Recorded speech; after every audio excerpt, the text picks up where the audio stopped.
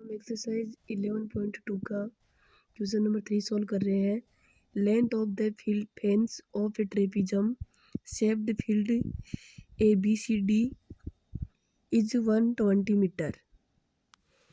Question में कहा हुआ है कि एक ट्रेपिजम शेप यानी समलंब आकार के एक फील्ड यानी खेत में या कोई एरिया है, उसकी फेंस का मतलब होता है बाड़, यानी चारों तरफ की जो चार दीवारी है उसकी अगर लेंथ 120 मीटर है, इसका मतलब क्या हुआ कि इस ट्रेपिजम का पैरामीटर है वो 120 मीटर है।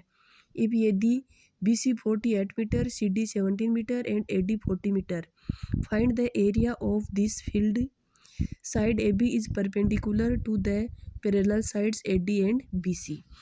आपको ये डायग्राम दिया हुआ है। ए बी सी डी एक ट्रेपिजम शेप का फील्ड है। इसमें देखो ए बी साइड है वो ए डी और बी सी के परपेंडिकुलर है, जिसकी लेंथ 15 मीटर है। बी सी है वो 48 है, सी डी है वो 17 है और ए डी है वो 40 मीटर है।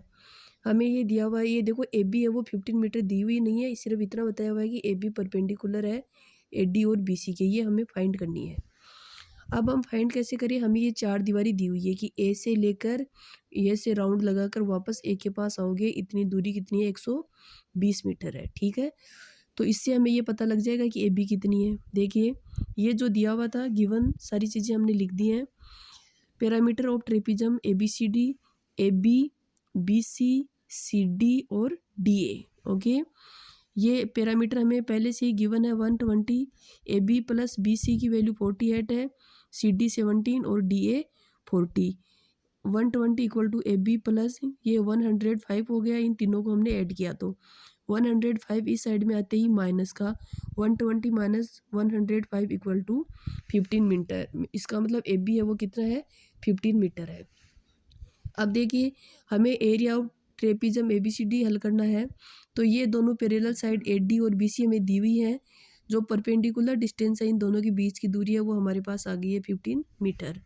Area of trapezium A B C D equal to 1/2 40 plus 48, यानी ये पैरेलल साइड से उनका सम इक्वल टू उनके बीच की दूरी 15। इसको हमने हल कर लिया। हल करने के बाद क्या है, 660 मीटर स्क्वायर, यानी ए बी सी डी का एरिया है वो 660 मीटर स्क्वायर है। ओके, क्वेश्चन नंबर 4 है। इस एक्सरसाइज में सारी में जो ट्रेपिजम है वही यूज़ किया गया है। The diagonal of a quadrilateral shaped field is 24 metre and the perpendiculars dropped on it from the remaining vertex are 8 meter and 13 metre. Find the area of field.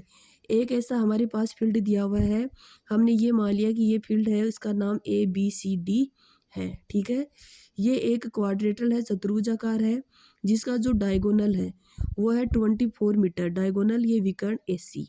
ठीक है, इस डायगोनल के अलावा रिमेनिंग वर्टिक्स जो शेष रह गए शीर्ष बी और डी, इनसे इस ये जो डायगोनल है इस पर इसके परपेंडिकुलर यानी लंबवत दूरी है वो कितनी है, 13 मीटर और 8 मीटर है। Okay, find the area of field, हमें ए बी सी डी का जो एरिया है वो फाइंड करना है।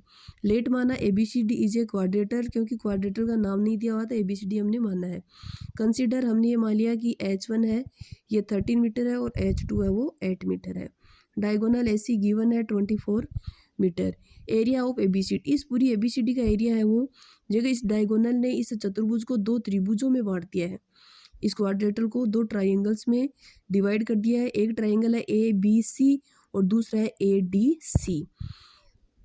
तो इस जो चतुर्भुज है, जो क्वाड्रेटल है ए बी सी डी, उसका एरिया है वो इन दोनों ट्राइंगल्स के जो एरिया है उनके योग के बराबर होगा।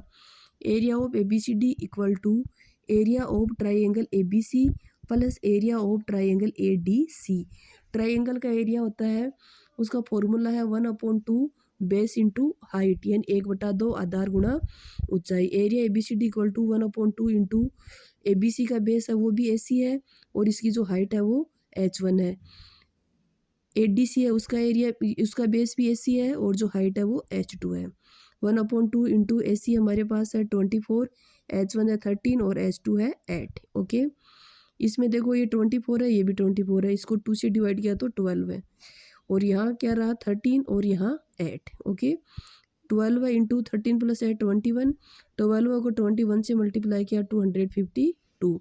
Hence required area of the field, field क्या है A B C D is 252 metre square. Okay.